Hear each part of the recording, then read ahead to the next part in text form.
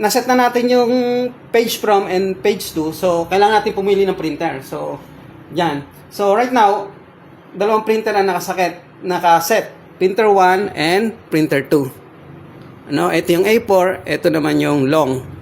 So, ang canon natin ay ito. Ang long naman natin ay ito. Itong Epson. Now, select natin yung Epson. Sa long tayo mag-print na.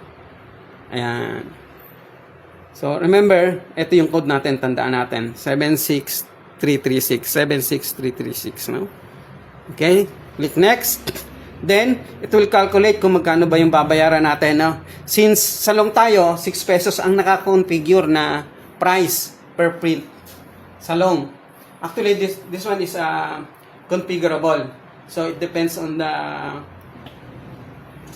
owner of the machine kung magkano yung iseset niya, no?